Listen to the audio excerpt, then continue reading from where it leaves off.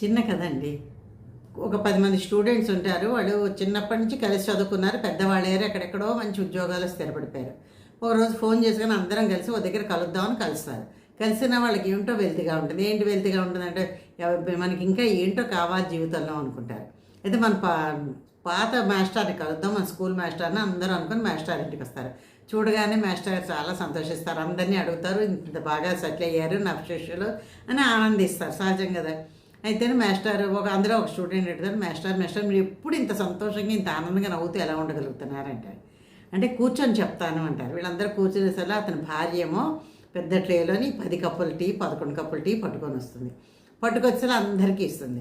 అయితే అందులో ఉన్న కప్పులన్నీ ఏంటి, ఒకటి గాజు కప్పు, ఒకటి స్టీల్ కప్పు, ఒకటి డిజైన్ ఉంది, ఒకటి డిజైన్ లేదు, ఒకటి మట్టి కప్పు, ఇలా రకరకాలున్నాయి. అందరూ వచ్చారు, అందరూ కప్పులు తెచ్చి అందరికి ఇస్తే టీ తీసుకుంటున్నారు. తీసేసుకున్న తర్వాత ఎదురుకుండా ఉన్నాడు కప్పు ఇంకా బాగుంది, నా కప్పు బాగోలేదు, ఇంకోటి కప్పు చూస్తే ఇంకా బాగుంది, ఇలా అనుకుంటున్నారు అందరూ. అనుకుంటుండేసరి అప్పుడు మాస్టర్ చెప్పారు, చూడండి నన్ను అడిగారు కదా మీరు నేను జీవితంలో ఎలా సంతోషంగా ఉంటానని.